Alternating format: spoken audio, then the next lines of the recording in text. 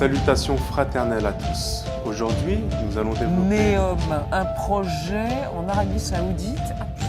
Cette histoire, vous ne pouvez la comprendre que si vous la à suivez. 500 milliards de dollars guidés par la science et la Salutations fraternelles à tous. Bienvenue dans ce deuxième épisode consacré au projet Neom.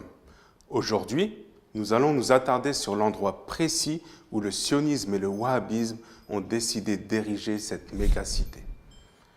Ce n'est pas une coïncidence si la région choisie pour construire Neom se situe sur les bords de la mer Rouge, dans le nord-ouest de l'Arabie Saoudite, aux frontières de la Jordanie et de l'Égypte, et à quelques encablures de l'entité sioniste israélienne. C'est un territoire qui semble anodin au premier abord, mais qui en réalité revêt une importance capitale. Pour bien comprendre l'enjeu et le danger que représente ce projet, nous devons revenir à l'histoire des prophètes ainsi qu'à l'archéologie. Il est communément admis que le mont Sinaï se situe en Égypte, dans le sud de la péninsule du Sinaï, près du mont Sainte-Catherine. Cette localisation nous provient de la mère de l'empereur Constantin Ier de Constantinople, l'impératrice byzantine Hélène, qui fit construire en 337 après Jésus-Christ une chapelle près de ce qu'elle pensait être le lieu où Moïse reçut la révélation. Cet emplacement est resté au fil des siècles l'endroit présumé du mont Sinaï. Mais l'identification de ce site comme étant le véritable mont Sinaï manque cruellement de preuves archéologiques. En revanche, nous retrouvons certains indices sur un autre site situé à 130 km plus à l'est en Arabie Saoudite, au pied de la montagne dénommée Djebel el-Louz, qui nous laisse à penser que c'est à cet endroit que se trouverait le véritable mont Sinaï. Voici un petit reportage qui vient illustrer nos propos en nous dévoilant quelques-uns de ces indices. Tout d'abord, nous savons à travers les sources des révélations monothéistes que lorsque Moïse s'enfuit d'Égypte, il se réfugia dans la région dénommée Madian, où le prophète Chouaib l'accueillit.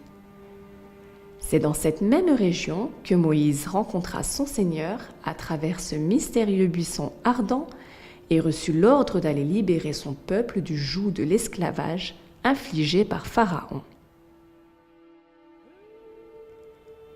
Les cartes anciennes, ainsi que de nombreux récits, révèlent que Madian se trouve dans le nord-ouest de l'Arabie Saoudite. Il en découle donc que le mont Sinaï devrait forcément se situer dans cette même région. C'est d'ailleurs ce qu'affirme le fameux historiographe romain du 1er siècle après Jésus-Christ, Flavius Joseph, qui écrit que le mont Sinaï est la plus grande montagne de Madian. Le nombre de restes archéologiques que l'on trouve au pied de la chaîne de montagnes de Djebel Louz est impressionnant. Malgré l'isolement de la montagne, on y trouve pourtant une multitude d'objets de fabrication humaine. Un endroit semble ainsi avoir toutes les caractéristiques de ce qui pourrait être l'autel du Veau d'Or.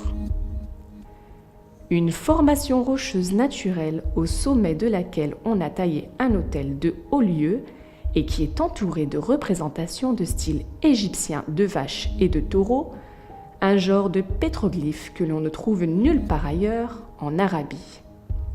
S'y trouvent également des piliers de marbre à moitié enterrés qui ont été brisés en plusieurs morceaux.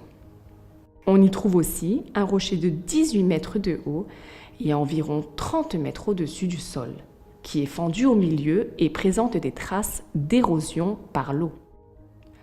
On peut voir que de nombreux ruisseaux en ont coulé dans plusieurs directions. Il pourrait s'agir du rocher décrit dans les Écritures saintes que Moïse a frappé pour en faire jaillir de l'eau. Il y a aussi des indications qu'un système très complexe de récolte de l'eau ait été créé, avec un lac et des puits, ce qui prouve qu'il y avait là une intense activité humaine. Tout cela est fort intéressant et mériterait que des fouilles d'envergure soient faites sur les lieux par des archéologues de métier et en toute transparence, ce qui est malheureusement interdit par les autorités saoudiennes. l'exode de Moïse et des enfants d'Israël ne se serait pas réalisé, comme beaucoup d'historiens et de chercheurs le pensent, en direction du sud par la traversée de la mer Rouge via le golfe de Suez, mais plutôt vers l'est, vers la terre de leurs ancêtres, en parcourant le désert du Sinaï, puis en traversant le golfe d'Aqaba par Nouéba. Plusieurs éléments le prouvent. Tout d'abord, quand on regarde la plage de Nouéba, on voit bien qu'elle n'a qu'un seul passage d'entrée. On voit aussi que cette plage est assez grande pour pouvoir contenir plusieurs centaines de milliers de personnes et donc potentiellement tous les enfants d'Israël qui étaient avec Moïse.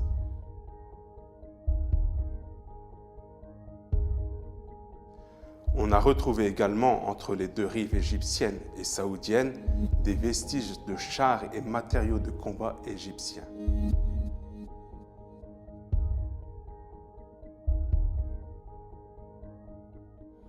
De plus, la cartographie sous-marine du lieu montre bien l'existence d'un unique endroit où ce passage pouvait se faire, avec la présence d'un pont sous-marin.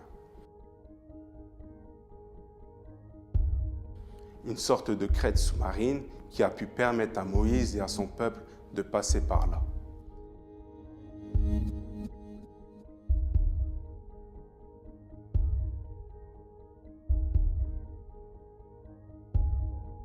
Autre indice intéressant, c'est la présence de deux piliers de part et d'autre de la mer, l'un sur la rive égyptienne et l'autre côté saoudien, sur lesquels figurent des écritures en hébreu et dont il est dit qu'ils auraient été placés là par le roi Salomon, en souvenir de cette traversée.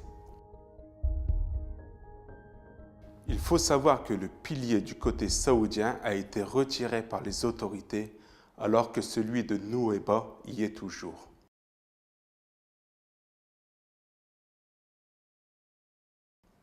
De plus, le site où se trouve la montagne de Djebel Louz est interdit d'accès au public depuis des décennies, et ce qu'il renferme est tenu secret par les autorités saoudiennes.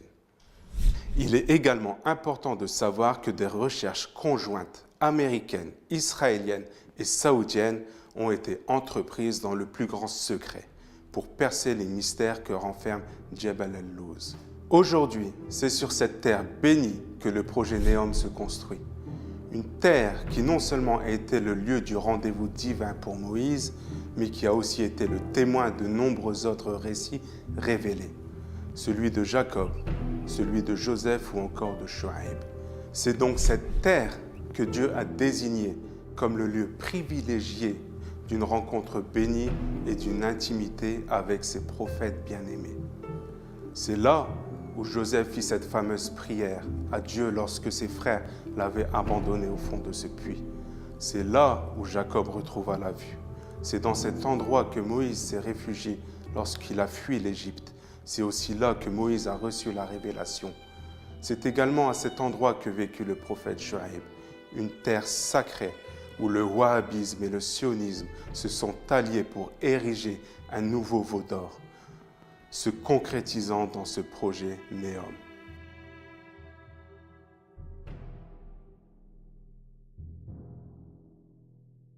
Je vous remercie pour votre attention, en espérant avoir été clair dans mes explications.